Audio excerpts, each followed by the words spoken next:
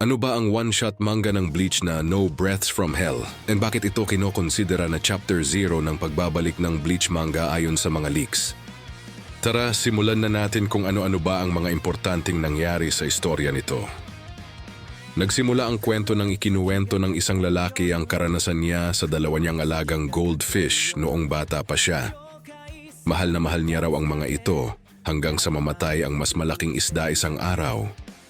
Bagamat noong una ay nalungkot siya para sa natirang maliit na isda, kinalaunan biglang lumaki at naging masigla ito. Kaya sa huli nakaramdam siya ng ginhawa na natepok ang malaking goldfish. Medyo madilim ang realizations ni kuya nung bata siya, no? Pagsapit ng gabi sa Karakura Town, sumilip si Orihime sa kwarto ng anak niyang si Kazui Kurosaki. Nang makitang tila tulog na ito, pinasalamatan niya sa isip si Kon dahil sa pakikipaglaro nito kay Kazui bago niya isara ang pinto. Pero pagkasara ng pinto, bam! Biglang iminulat ni Kazui ang kanyang mga mata at binuksan ang bintana. Sabi ni Kon, "Hoy! Saan ka pupunta? Kakaparusa lang sa'yo kahapon ha? Di ba nangako ka kay Orihime na matutulog ka na? Ano ba mas mahalaga sa'yo?" Sabi naman ni Kazui, "Mas mahalaga yung una kong pangako." Aba, matigas ang ulo ng bata. Dahil sa inis ni Kon, hinayaan na lang niya ito. Tumalon si Kazui mula sa bintana, nagpalit sa kanyang anyong Shinigami at lumikha ng dalawang malalaking isda sa ere. Sumakay siya sa likod ng mas malaking isda habang natatarantang sumunod si Kon sa mas maliit. Hirit pa ni Kazui, sana daw nagtulog-tulugan na lang si Kon para hindi na bulabog, na lalong nagpakainis sa kawawang plushie.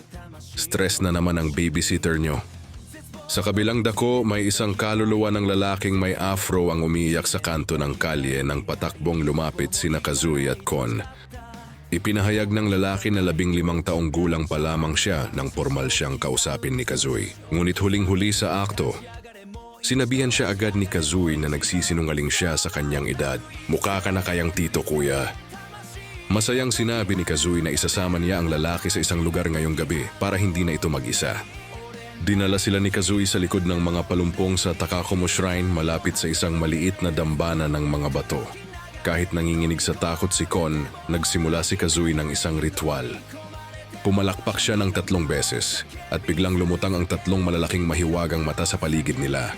Parang CCTV ng kabilang buhay, Yumukod si Kazui ng 2 beses at pumalakpak muli. Dito na nabuo ang isang dambuhalang pabilog na portal na may mga markang mukhang ngipin sa itaas at ibaba. Tiniyak ni Kazui sa kanyang mga natatakot na kasama na okay lang yan at inanyayahan silang pumasok. 3 oras bago ito nangyari, sa loob ng Sirete sa Soul Society, naglalakad si Ichika Abarai sa isang kalsada. Tinawag niya si 11th Division Lieutenant Ikaku Madarame na agad siyang pinagalitan dahil sa pagiging late. Pagkatapos biglang may sneak attack, tumalon sa ere si Ichika at inatake si Ikaku gamit ang kanyang sanpakto. Pero dahil veterano ang kalbo nating Lodi, madaling naharang ni Ikaku ang mga atake habang kaswal na naglalakad pasulong. Nang mukhang madudulas si Ichika habang bumababa mula sa bubong, nag-alalang binalaan siya ni Ikaku na mag-ingat, pero diskarte lang pala yon. Kaswal na hinarang ni Ikaku ang biglaang pagtaga ni Ichika.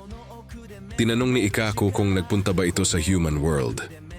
Namumulang inamin ni Ichika na pinapayagan lang siya roon tuwing mahabang bakasyon. Nang asarin siya ni Ikaku na gusto lang nitong makita si Kazui, galit na iginiit ni Ichika. "Hala, walang ganon. Walang namamagitan sa amin. Uy, defensive ang bata." Biglang sumulpot si Yumichika at nagpasalamat nang sabihin ni Ichika na mukhang maganda pa rin siya ngayon. Pero napagtanto ni Yumichika na nakalimutan ni Ikaku kung anong meron ngayong araw. Lagot na. Sa kabilang banda, nakaupo si Renji Abarai na nakakimono habang ka-video call si Ichigo Kurosaki. Ikinuwento niya rito ang tungkol sa Konso Reisa, isang seremonyang ginagawa 12 taon matapos mamatay ang isang kapitan sa labanan para dalisayin ang isang hollow sa harap ng libingan nito. Ginawa na nila ito kina Yamamoto at Unohana at gagawin pa lang para kay Jushiro Ukitake. Pinaliwala lang ito ni Renji bilang lumang tradisyon at tinanong kung bakit napakaingay sa pwesto ni Ichigo. Sabi ni Ichigo, nagbukas kasi ng ramen shop si Keigo. Willpower Ramen ang pangalan. Ramen na may paninindigan? Di ko gets. Rebat ni Renji. Sad boy hours nga lang para kay Keigo dahil wala pa siyang customer kaya sinuportahan lang nila. Nang magpapaalam na si Ichigo para kumain, natatarantang nakiusap si Renji na huwag muna dahil inimbitahan siya ni na Shunsui at Rukia sa seremonya. Biglang sumulpot si Rukia sa screen. Nagulat si Rukia sa video call function ng bagong Denrei Shinki ni Renji dahil ang gamit pa rin niya ay yung lumang modelo. Sinubukan ni Rukia na makita si Orihime sa pamamagitan ng pagtagilid sa telepono ni Renji. Nang sabihin ni Ichigo na nasa bahay si Orihime at naglalaba, nanalbahe si Rukia. Pabiro niyang sinabi na baka raw isa silang magkalabuang mag-asawa na may emosyonal na pang-aabuso kaya nawalan ng saya ang pagsasama. Laking gulat ni Ichigo, saan mo ba natututunan ang mga ganyang salita? Ibinunyag ni Rukia na may TV na sila sa Soul Society at nanonood siya ng mga teleserye mula sa Human World. Habang pinag-uusapan ng mga bagong reishi devices na gawa ni Urahara, biglang lumitaw sa likod ni Rukia at Renji ang hologram ni Mayuri Kurotsuchi. Siniraan agad ni Mayuri si Urahara dahil wala raw itong magandang panlasa sa invention. At ang malupit pa rito, ang hologram pala ay nakaproyekto mula sa isang nakakadiring kulisap na lumilipad sa itaas nila. Hindi lang pala kina Renji sumulpot si Mayuri. Sa barracks ng 4th Division, hiningan niya ng paumanhin sina Isane at Hanataro.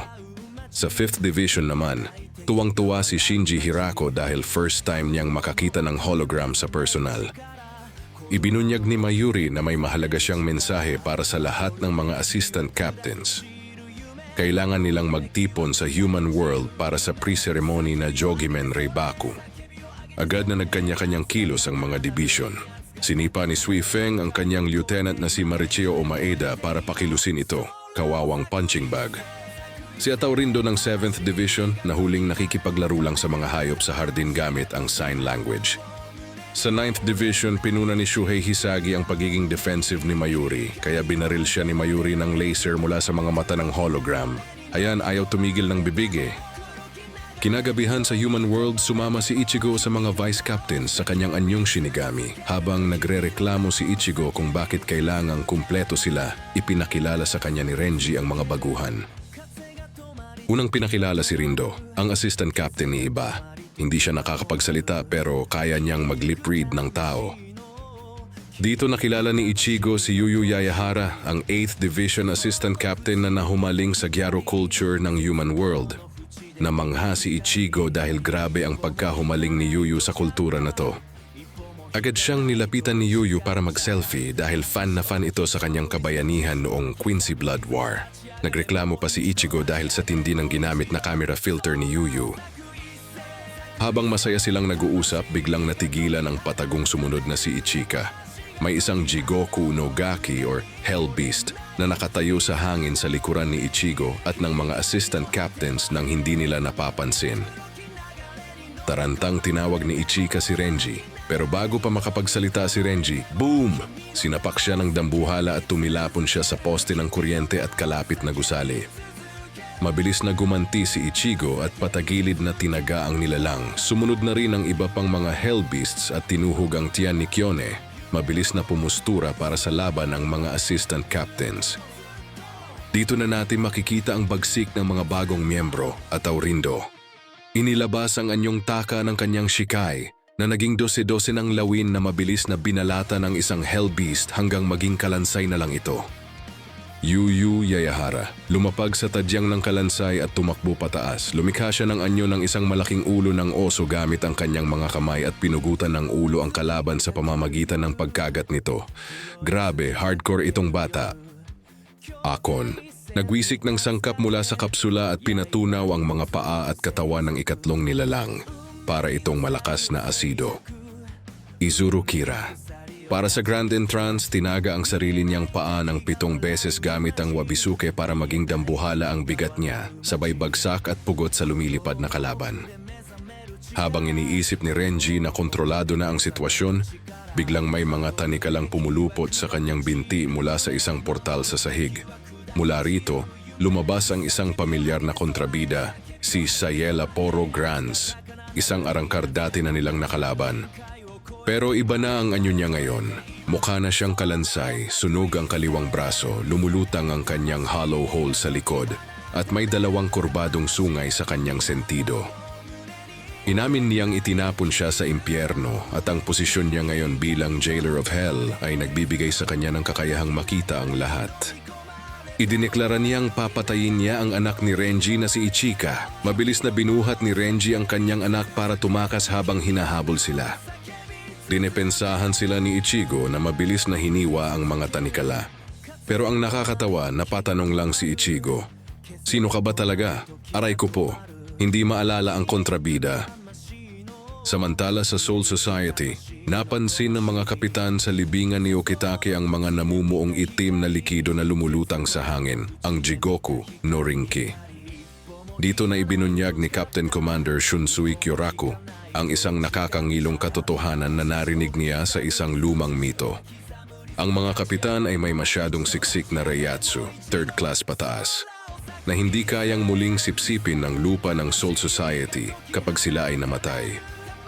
At dahil hindi pwedeng iwan lang ang ganito kalakas na puwersa ron, ang tunay na layunin ng Konso Reisai ay hindi para pagpalain sila, kundi para literal na itapon ang mga namatay na kapitan sa impyerno. Pagbalik sa human world, kinumpirma ito ni Sayela Poro kay Ichigo habang tumatawa, palaging may kapalit ng kapangyarihan. Wala raw kamalay-malay ang mga Shinigami na sila mismo ang nagpapadala ng kanilang mga kasamahan sa impyerno gamit ang sarili nilang mga kamay. Ipinaliwanag ni Sayela Poro na dahil nawala na ang malalakas na Reiatsu ni na Aizen at Yewatch na siyang pumipigil sa impyerno at dahil nagpadala pa ang mga Shinigami ng mga kapitan doon, kaya na ngayon ng impyerno na ibuka ang sarili nitong pinto mula sa loob. Kabilang sa mga naroon na sina Gotei Kaiso Yamamoto, Shiken Unohana at ngayon si Kamikake Ukitake.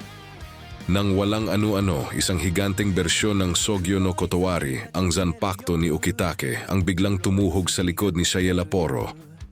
Ipinunto ni Sayela Poro na nakumpleto na ni na Ichigo ang seremonya nang patayin nila ang mga Hell Beasts sa harapan mismo ng mga mata ni Ukitake na nangyari sa pamamagitan ng substitute Shinigami badge ni Ichigo na nakatago sa kanyang damit. Habang hinihila pabalik sa Gates of Hell si Sayela Poro ng dambuhalang espada ni Ukitake, iniwan niya si Ichigo na nag-iisip kung bakit nga ba ang mga Hell Butterflies na gumagabay sa kanila ay may salitang Hell o impyerno.